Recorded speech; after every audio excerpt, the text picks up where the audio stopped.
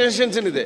ಸನ್ಮಾನ್ಯ ಅಧ್ಯಕ್ಷೆ, ಏನು ಶಾಸಕರ ನಿಧಿ 8 ಗಂಟೆ ಮತ್ತೆ ಮುಗಿಸ್ತಾರೆ, ಮಂತ್ರಿಗಳು ಕ್ಯಾಬಿನೆಟ್ ಹೋಗ್ತಾರೆ, ಮತ್ತೆ ಯಾರಿಗೂ ಚಾನ್ಸ್ ಸಿಗೋದಿಲ್ಲ ಅಷ್ಟೇ. ಸನ್ಮಾನ್ಯ ಅಧ್ಯಕ್ಷೆ, ಏನು ಶಾಸಕರಿಗೆ ಇವತ್ತು ಅನುದಾನ ಕೊಡೋದ್ರಲ್ಲಿ ತಾರತಮ್ಯ ಕಡೆಗೆ ಹಾಕಿದ್ದೇವೆ. ಸನ್ಮಾನ್ಯ ಅಧ್ಯಕ್ಷೆ, ಶಾಸಕರಿಗೆ 2 ವರ್ಷದಿಂದನೂ ಕೂಡ ಸಮರ್ಪಕವಾಗಿ ಕ್ಷೇತ್ರಾಭಿವೃದ್ಧಿಗೆ ಎಲ್ಲದಕ್ಕೂ ಕೂಡ ಅನುದಾನ ಕೊಟ್ಟಿಲ್ಲ ಅಂತಕ್ಕಂಥ ಪ್ರಶ್ನೆನ ನಾನು ಇಲ್ಲಿ ಎತ್ತಿದ್ದೇನೆ.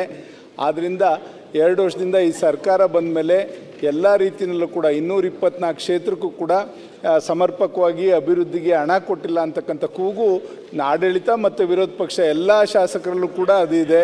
ಆದ್ದರಿಂದ ಆಮೇಲೆ ಅದನ್ನು ದಯಮಾಡಿ ಇದು ಹೋಗಲಾಡಿಸೋವಂಥ ಕೆಲಸ ಸರ್ಕಾರ ಇನ್ನೂ ಕೂಡ ಅವರು ಬೇರೆ BJP ಮೇಲೋ ಹಿಂದಿದ್ದ ಸರ್ಕಾರದ ಮೇಲೆ ಹೇಳ್ತಾ ಕೂತ್ಕೊಳ್ಳೋದಕ್ಕಿಂತ ಎಲ್ಲದಕ್ಕೂ ಕೂಡ ಹೇಳ್ತಾರೆ.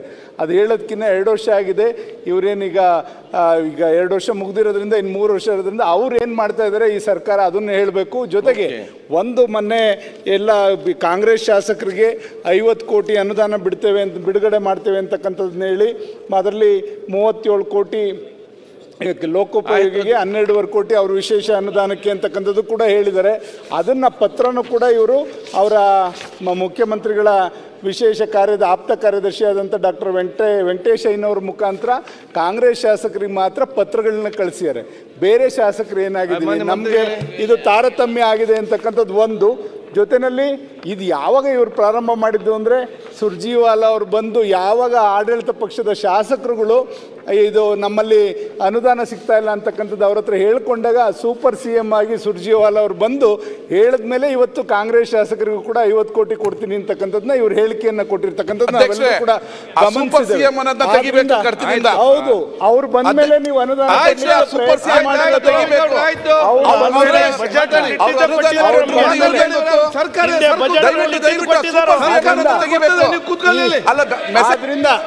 ಆದ್ರಿಂದ ದಯಮಾಡಿ ಸದನದ 224 ಕ್ಷೇತ್ರದ ಶಾಸಕರಿಗೆ ಎಲ್ರಿಗೂ ಕೂಡ ಸಮಾನವಾದಂತ ಅನುದಾನ ಕೊಡಬೇಕು ಅಂತಕ್ಕಂಥದ್ದು ನಾನು ಒತ್ತಾಯ